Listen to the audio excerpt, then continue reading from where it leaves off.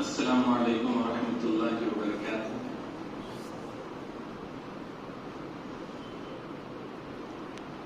الحمد للہ نحمده ونستعینه ونستغفره ونؤمن به ونتوکل علیہ ونعوذ باللہ من شرور انفسنا ومن سیئات اعمالنا، من يهده الله فلا مضل له ومن يضلل فلا هادي له، ونشهد أن لا إله إلا الله وحده لا شريك له، ونشهد أن سيدنا ومولانا محمدا عبده ورسوله صلى الله عليه وعلى آله وأصحابه وأزواجه وبارك وسلم تسليما كثيرا كثيرا. أما بعد فأعوذ بالله من الشيطان الرجيم. بسم الله الرحمن الرحيم. ففروا إلى الله إني لكم منه نذير مبين. صدق الله مولانا العلي العظيم.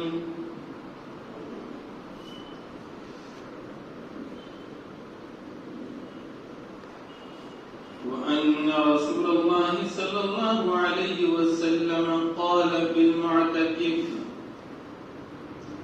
هو يعتكف الذنوب ويجري له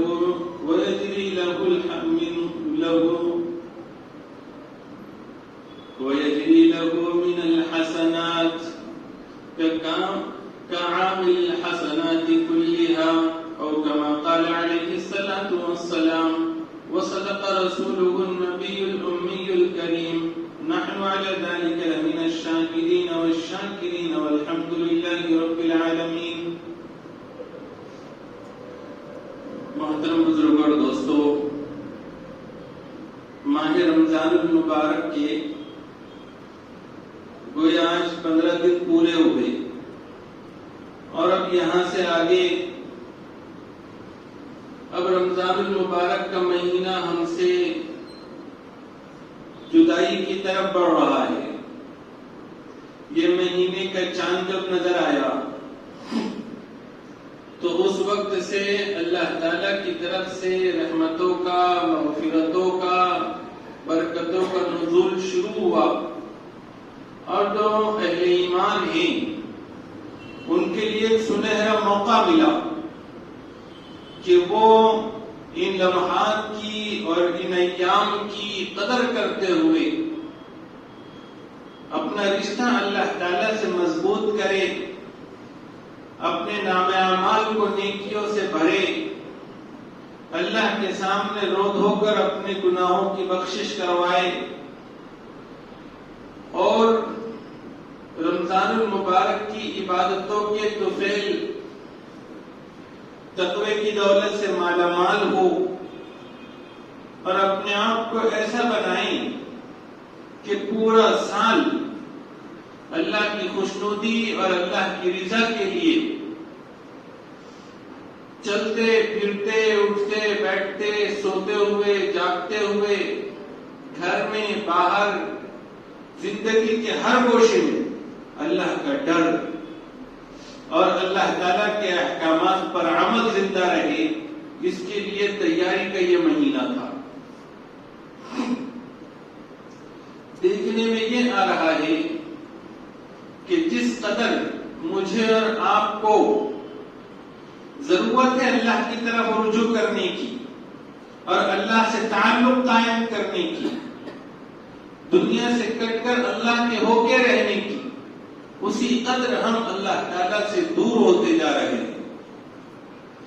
جو ایسے لوگ تھے کہ شروع رمضان المبارک میں مسجدیں ان کو دیکھ کر رشک کیا کرتی تھی کہ مسجدیں فل بھر جایا کرتی تھی، اور دیکھ کر ایسا لگتا تھا کہ اب یہ رمضان المبارک کا مہینہ سب کے لیے سوغات بن کر آیا ہے. کیا اچھے کیا برے اور کیا امیر کیا غریب سب کے سب عبادتوں میں لگے ہوئے نظر آتے تھے. اب دھیرے دھیرے لوگ مسجد سے دور ہوتے جا رہے ہیں. شروع دنوں میں جب رمضان کا مہینہ شروع ہوا تو ہونا یہ چاہیے تھا کہ دن بدن ہماری عبادتوں میں اور اللہ کی طرف رجوع ہونے میں اضافہ ہوتا چلتا. لیکن جیسے جیسے رمضان کا مہینہ آگے بڑھ رہا ہے ویسے ویسے ہماری عبادتوں میں کمی آتی جا رہی ہے. یہ کوئی اچھی علامت نہیں ہے. جس شخص کے روزے، جس شخص کی تراویح، جس شخص کی تلاوت، جس شخص کا صدقہ خیرات اللہ تعالیٰ کے پاس قبول ہوتا ہے تو آدمی اتنا ہی زیادہ اللہ کے قریب ہوتا ہے. اگر ہم لوگ دن بدن اپنی عبادتوں میں کمی محسوس کر رہے ہیں تو یہ اس بات کی علامت ہے کہ کہیں نہ کہیں ہم سے کچھ غلطی ہو رہی ہے. کہ یہ مہینہ تو اللہ کے عطا کا مہینہ ہے، نوازش کا مہینہ ہے. اگر اللہ تعالی ہمیں نمازوں سے دور کر رہے ہیں، اگر ہمیں روزے رکھنے سے دور کر رہے ہیں، تلاوتوں سے دور کر رہے ہیں، اپنے گھر یعنی مسجدوں سے دور کر رہے ہیں، ہم بازاروں کے قریب ہوتے جا رہے ہیں، دکانداری کے اور خرید و فروخت کے چکر میں زیادہ پڑے رہ رہے ہیں، تو یہ اس بات کی علامت ہے کہ ہم لوگ جس سمت میں ہم نے اپنا چہرہ کیا تھا اس سمت میں نہیں جا رہے ہیں، کہیں اور ہی نکل رہے ہیں. اگر ہم یہ سمجھتے ہیں کہ صاحب ہماری یہ دنیا کی چیزیں، راحت آرام اور یہ سارے ہمارے کاروبار، اس کا کیا ہوگا، تو یہ سوچنا چاہیے کہ جب ہم کو دنیا اور دنیا کی چیزوں کی اتنی فکر ہے تو آخرت کی کتنی ہونی چاہیے. مرنا تو سب کو ہے. ایک آدمی زندگی ایسی بنائے کہ دنیا پر راج کرے تو اس کو بھی قبر میں لیٹنا ہے، اور ایک آدمی جس نے دنیا میں کچھ نہیں کمایا اس کو بھی ایک دن مر کر قبر میں لیٹنا ہے. ہم اپنا جائزہ لیں کہ یہ جو مہینہ چل رہا ہے اس مہینے کو کیا ہم ویسی قدر کے ساتھ گزار رہے ہیں جیسی گزارنا چاہیے. اس کو ایسا سمجھو کہ ہم سب نکلے تھے رمضان کا چاند دیکھنے کے بعد اپنی مغفرت کرانے کے لیے، جہنم سے آزاد ہونے کے لیے اور اللہ کی رحمت حاصل کرنے کے لیے. لیکن پتہ نہیں کون سی ایسی بات اللہ کو ہماری بری لگی یا غلط ہو گئی کہ جس کی وجہ سے اللہ تعالیٰ نے اس قافلے میں سے جو کہ اللہ کی رحمت کو حاصل کرنے کے لیے چل رہا ہے، مغفرت حاصل کرنے کے لیے چل رہا ہے، جہنم سے آزاد ہونے کے لیے چل رہا ہے، اس قافلے سے اللہ ہم کو نکالتے جا رہے ہیں. ہم دور ہوتے جا رہے ہیں. جو انعام ان لوگوں کو ملے گا جو رمضان کی قدر کرنے والے ہیں تو ان لوگوں میں ہمارا شمار نہیں ہوگا. اگر ہم چاہتے ہیں کہ اس میں شمار ہو تو پھر ہم کو وقت رہتے ہوئے اپنی غلطی کو درست کرنے کی ضرورت. کہ پہلے دن جس شوق اور جس جذبے کے ساتھ ہم عبادت کر رہے تھے اسی شوق اور جذبے کے ساتھ بلکہ اس سے کئی گنا زیادہ جذبے کے ساتھ ہمارے اب یہاں سے آگے کے دن ہونے چاہیے. جس وقت آدمی اللہ کے سامنے اپنی غلطی کا اعتراف کر لے، رو لے، دھو لے، بس اب وہیں سے اس کی صبح شروع ہو جاتی. اللہ رب العزت کی ذات بڑی رحیم ہے، بڑی کریم ہے. اس وقت میں میں ہوں، آپ ہو یا ہمارے دیگر بھائی ہو، انفرادی زندگی ہو یا پھر اپنی گھریلو زندگی ہو، بستی محلے کی زندگی ہو، ملک کی سطح کی زندگی ہو یا پھر عالمی سطح کی زندگی ہو، اور اس کا کوئی بھی گوشہ ہو، ہر جگہ ایک اضطراب ہے، ہر جگہ ایک بے چینی ہے، ہر جگہ ایک پریشانی کا سامان ہے. یہ سب حالات ایسے ہیں کہ جو ہمیں کچوکے دے رہے ہیں اور ہمیں ابھار رہے ہیں اس بات پر کہ اب تو بس کرو، اب تو اللہ کی طرف دیکھو، اب تو اللہ کی طرف رجوع کرو. لوگ چین اور سکون حاصل کرنے کے لیے اور اپنی پریشانیوں مصیبتوں سے نکلنے کے لیے کیا کچھ نہیں کر رہے؟ اللہ تعالیٰ نے تو حکم دیا فَفِرُّوا إِلَى اللَّهِ، تم اللہ کی طرف بھاگو۔ سب سے زیادہ اہم، سب سے زیادہ کارگر چیز ہماری ساری الجھنوں سے نجات کے لیے اگر کوئی ہو سکتی ہے تو وہ اللہ کی طرف رجوع ہے۔ اللہ تعالیٰ سے لو لگانا ہے۔ ہم اگر کچھ اللہ تعالیٰ کے سے لو لگائے، اللہ کی طرف رجوع کرے، اللہ تعالیٰ کی قربت حاصل کرنے کی کوشش کرے تو یہ سارے کے سارے حالات دور ہو سکتے ہیں۔ یہ رمضان کا مہینہ، اس کے شروع کے دن، یہ وہ ہیں کہ جس کے ذریعے سے اللہ تعالیٰ ایک بندے میں تقوی کی کیفیت پیدا کرتے ہیں۔ روزے رکھ کر، تراویح پڑھ کے، قرآن کریم سن اور سنا کر اور دیگر صدقات اور خیرات کے ذریعے سے ایک مسلمان اب ایسا ہوتا ہے کہ اس کا تعلق اللہ کے ساتھ کچھ مضبوط ہو گیا ہے اور دنیا کی چیزوں سے وہ تھوڑا دور ہو گیا ہے۔ اب اس کی حالت ایسی ہے کہ دل میں اللہ تعالیٰ کا تعلق بڑھ گیا، اللہ کی محبت بڑھ گئی، کیونکہ اللہ کے نام پر، اللہ کی نسبت پر اس نے کھانا پینا اور بیوی سے تعلق، اس پر کنٹرول حاصل کر لیا، اور 2 گھنٹے، 2.25 گھنٹے اللہ کے سامنے کھڑے رہ کر اس نے تراویح کی نماز پڑھی جس میں اللہ تعالیٰ کے کلام کو سنا، تو اب اس میں ایسی رنگت آ گئی، ایسی چمک آ گئی کہ اب وہ اللہ تعالیٰ کی طرف اب رجوع کر رہا ہے۔ اب اس کو دنیا کی حقیقت سمجھ میں آ رہی ہے کہ دنیا کیا ہے اور اللہ کی ذات کیا ہے اور آخرت کیا ہے۔ یہ کیفیت شروع کے دنوں میں پیدا ہو جاتی ہے، اور پھر اخیر کا جو عشرہ ہوتا ہے وہ تو ہوتا ہی ہے پورا یکسوئی کے ساتھ اللہ کی عبادت کرنے کا۔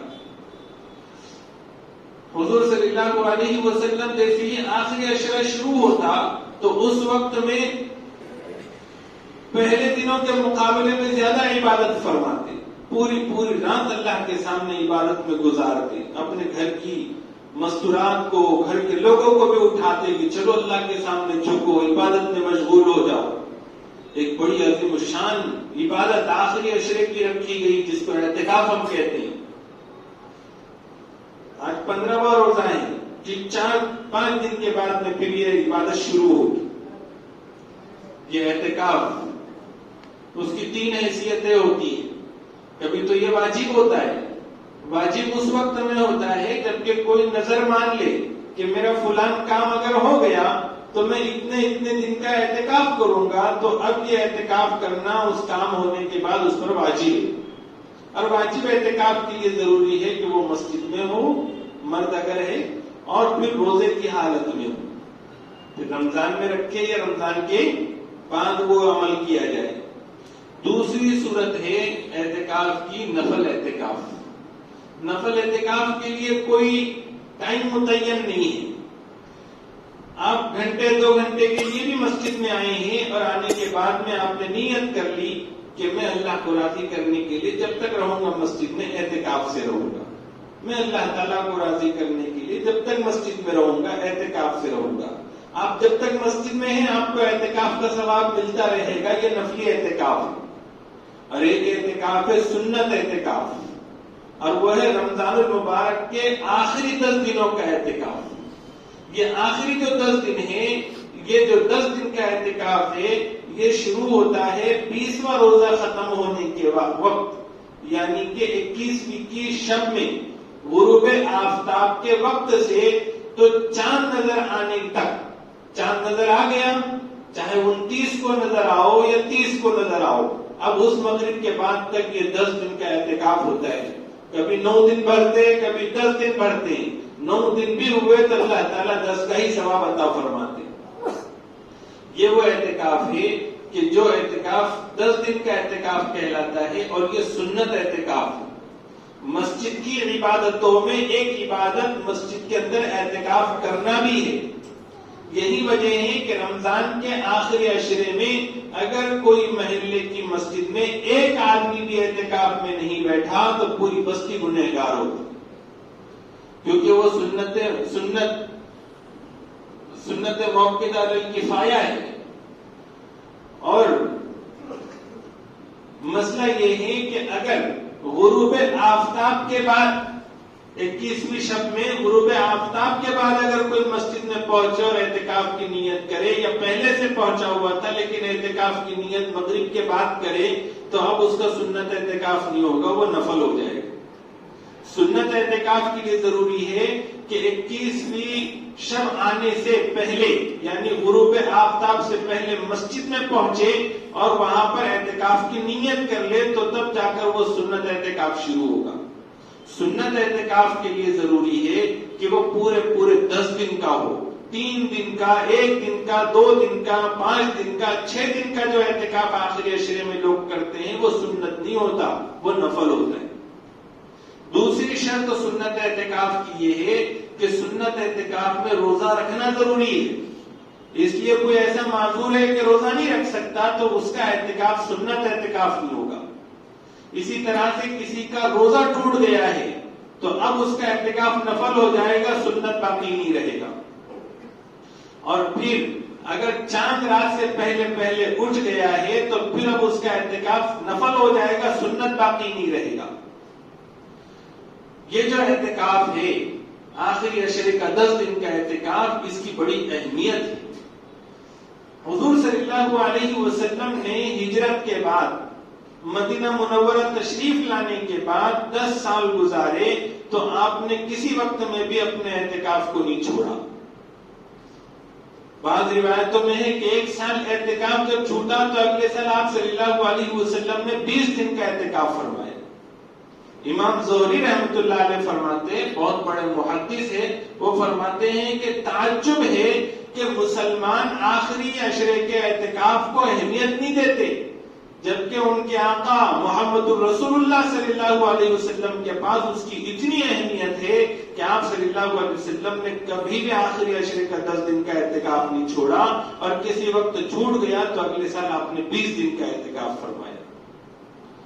یہ اعتکاف کی حقیقت یہ ہے کہ اب اللہ کے در پر بیٹھ کر رمضان میں جو محرومیاں ہو گئی ہے ان کو ختم کرتے ہوئے اللہ سے کچھ حاصل کرنے کے لیے بیٹھ جائیں اور اس میں اپنی مغفرت کروائے، اپنے لیے اللہ سے رحمت کا سودا کر لے اور اپنے لیے جہنم سے آزادی کا پروانہ حاصل کر لے، ساری دنیا سے کٹ جائے اور ایک اللہ کا ہو کر بیٹھ جائے۔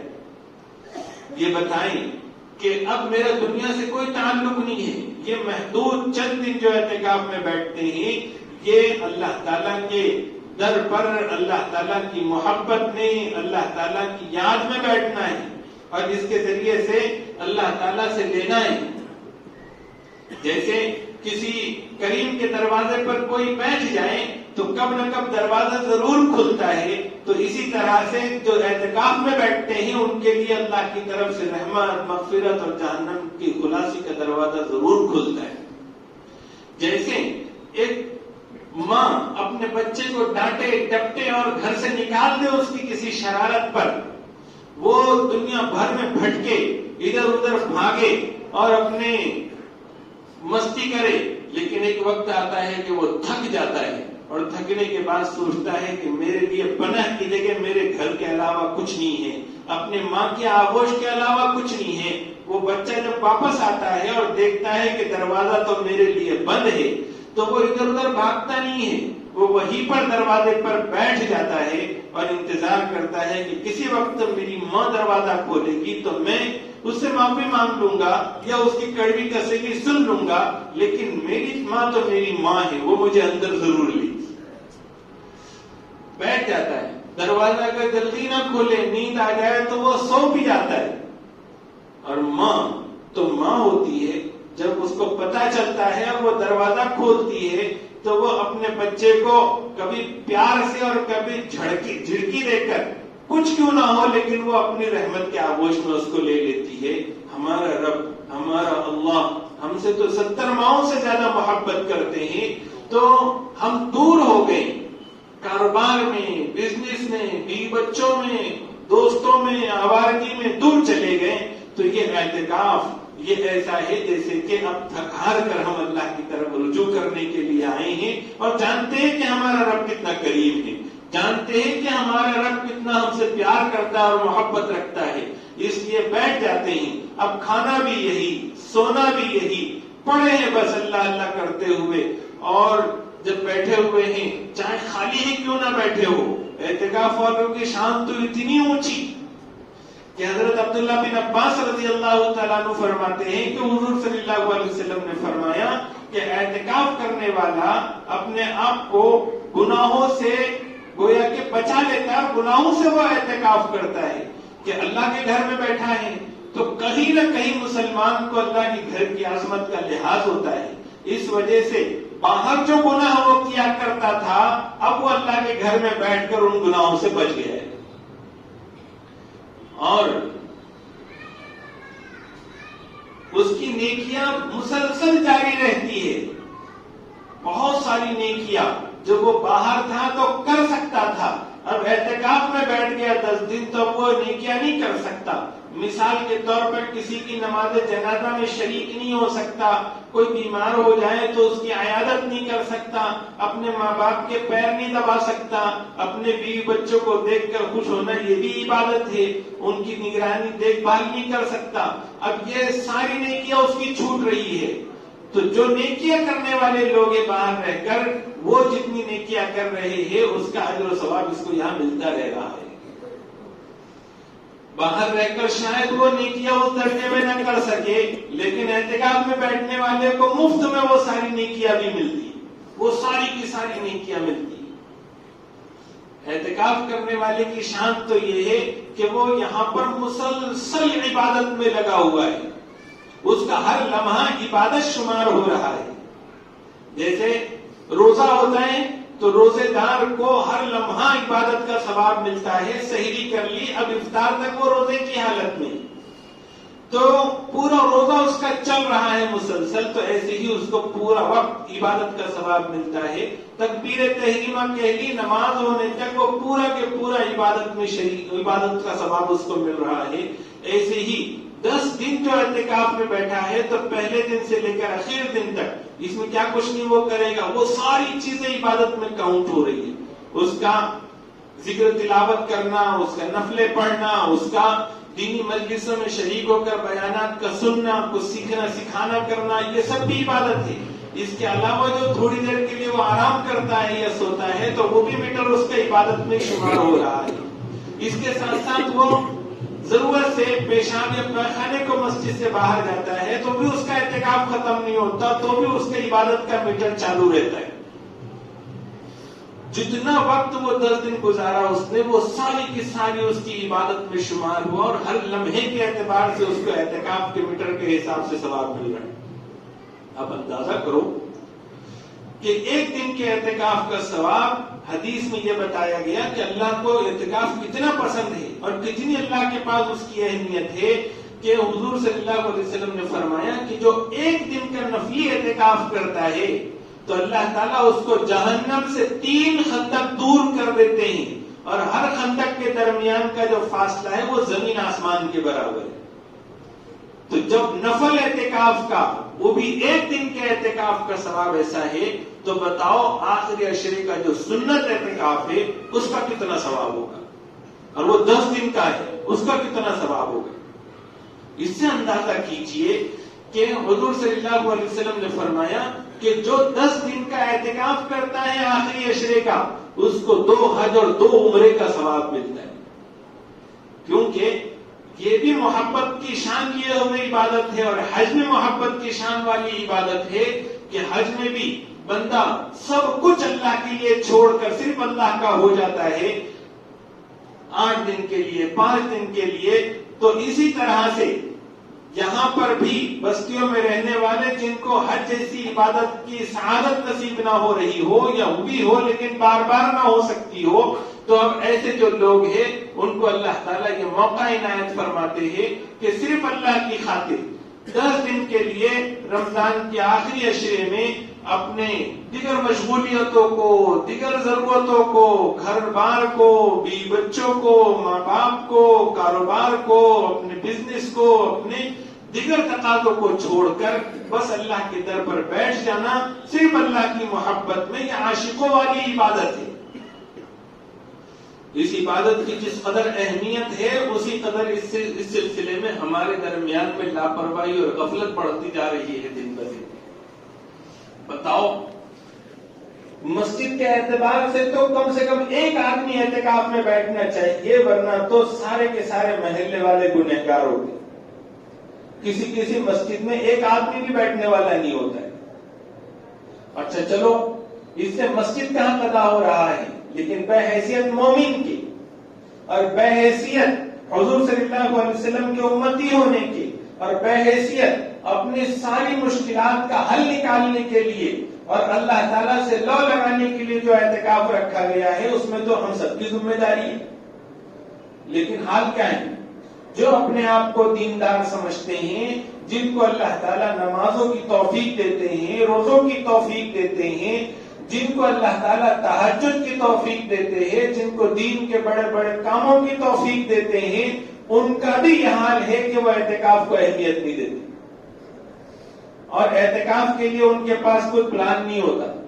بھولے سے بھی خیال نہیں آتا کہ ہمیں 10 دن کے اعتکاف میں بیٹھنا چاہیے. ان کا بھی ایسا ہوتا ہے کہ اب اتنی ساری عبادتیں ہم نے کر لی تو اب اس کا کچھ نفع بھی ہم کو ملنا چاہیے، اور اب دعا ہے کہ ہم کو حق مل گیا ہے. جیسے جنت ملنی ہے ہم کو ہمارے اعمال کے بدلے میں، جہاں پر اچھے اچھے کپڑے پہننے کو ملیں گے اور اچھی شان اللہ عطا فرمائیں گے، اچھی چیزیں کھانے کو ملے گی، اچھی چیزیں پہننے کو ملے گی، اچھا عیش و آرام ملے گا، تو اس وقت تک کون انتظار کرے؟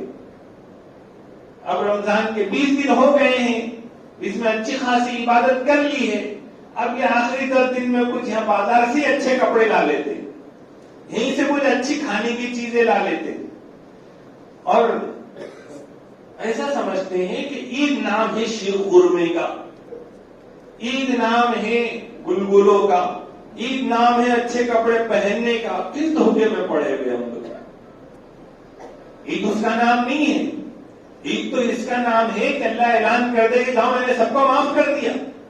اس کا نام اصل عید ہے. عید اس کا نام ہے کہ ہم اللہ تعالیٰ کے سامنے ایسے ہو جائیں کہ اللہ ہم پر مہربان ہو جائے. عید اس کا نام ہے. لیکن ہم لوگ، یہ تو دینداروں کا حال ہوا. جو تاجر پیشہ لوگ ہیں، جن کی دکانیں ہیں، جن کے کاروبار اور بزنس ہے، وہ تو ایسا سمجھتے ہیں کہ ہم کو بولو ہی مت. نماز روزے کے بھی کبھی لالے پڑ جاتے ہیں، اور جو کرنے والے ہیں نماز روزے کا اہتمام، تو ان کو ذرا خیال نہیں آتا کہ ہم نے اعتکاف جیسی عبادت کی طرف توجہ دینی چاہیے، نہ کہ اب کاروبار کی طرف. 10 دن سے کوئی دنیا اجڑنے والی نہیں ہے، لیکن آخرت بن جائے گی، ہمیشہ کی زندگی بن جائے گی.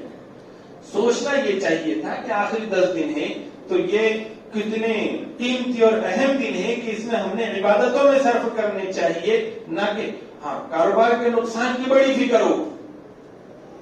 یہ کیسی مسلمانی ہے کہ ہم کو کاروبار کا نقصان تو سمجھ میں آتا ہے، لیکن رمضان کی عبادتوں میں جو کوتاہی کر کے نقصان ہو رہا ہے اس نقصان کو ہم نہیں سمجھتے.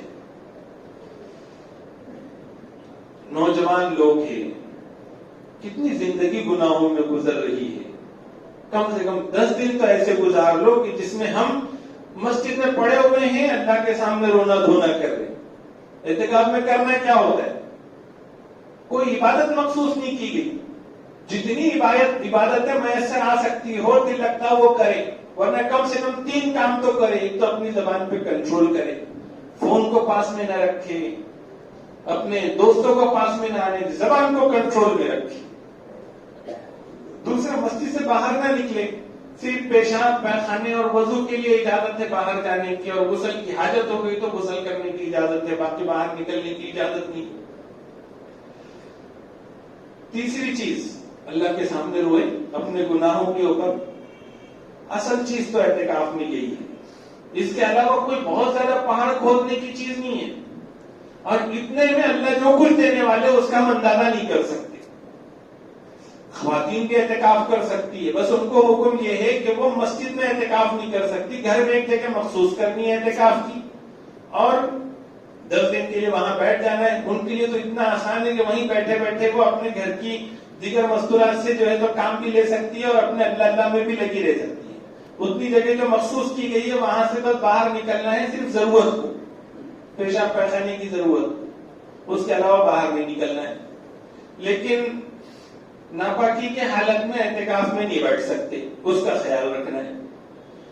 یہ آخری جو 10 دن ہیں، اس اعتکاف کا ایک مقصد شب قدر کی تلاش بھی ہے، کہ جس میں اللہ تعالیٰ نے قرآن کریم نازل کیا تھا جو 1000 راتوں سے بہتر ہے۔ رمضان کا اصل شرف وہ راتیں ہیں، لوگوں نے اپنے طور پر یہ طے کر لیا کہ وہ صرف طاق رات میں ہوتی ہے،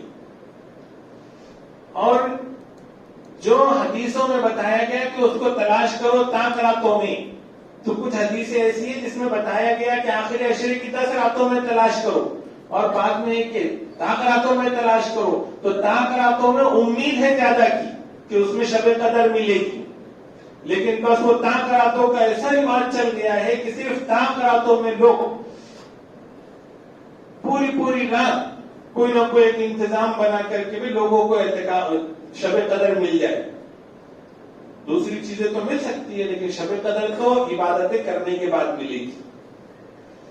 آخری عشرے کے پورے 10 دن کو ہم نے عبادت کے لیے مخصوص کرنا چاہیے، اپنے بھی اپنے بال بچوں کو بھی تاکید کرنی چاہیے کہ آخری عشرہ 10 دن کا یہ بازار جانے کا نہیں، گناہ کرنے کا نہیں۔ اس وقت میں ہم گھر میں مسجدوں میں بس عبادتوں میں دکھائی دے، گھر کا کم سے کم ایک آدمی اعتکاف میں ضرور بیٹھے، اور خواتین میں سے بھی ایک آدھ کو گھر میں ضرور بٹھائے، اور پھر جو باقی لوگ ہیں وہ ان کی ضروریات کو پورا کرتے رہے۔ اس سے امید ہے کہ پورے گھر کو اعتکاف کا ثواب ملے گا، اور کوئی گھر ہمارا اعتکاف کی برکتوں سے اور اس کی اللہ کی ان نوازشوں سے جو اعتکاف والوں کو نصیب ہوتی انشاءاللہ کوئی محروم نہیں رہے گا۔ اور نہیں کر سکتے کچھ تو کم سے کم آخری عشرے کو گناہوں سے بچاتے ہوئے جتنی راتیں ہیں 10 کے 10 راتیں وہ ساری کی ساری عبادت میں گزارے۔ پوری رات عبادت کرنا بھی ضروری نہیں، جتنی اللہ توفیق دے دے اتنی رات عبادت میں گزارے، اللہ کو راضی کرے۔ اور پھر دیکھیں، ایک سال ایسا کر کے دیکھ لیجیے، ہر عام اور خاص ایسا طے کر لیں کہ صاحب ہم اس رمضان میں بس اس طرح سے آخری 10 دن گزار لیں گے، پھر دیکھو اس کے بعد دنیاوی اعتبار سے ہمارے حالات کیسے رہتے ہیں اور دینی اعتبار سے ہمارے حالات کیسے رہتے ہیں۔ دینی اعتبار سے بھی انقلابی کیفیت ہوگی، اور دنیاوی اعتبار سے بھی جو ذلت و رسوائی کے سامان ہے انشاءاللہ اللہ اس کو بھی بدل دیں گے۔ ہم سناتے ضرور ہیں، کچھ لوگ عمل بھی کر لیتے، لیکن عمومی ماحول نہیں بناتے کسی چیز سے۔ اس بار بنا کے تو دیکھو اللہ اپنے وعدوں میں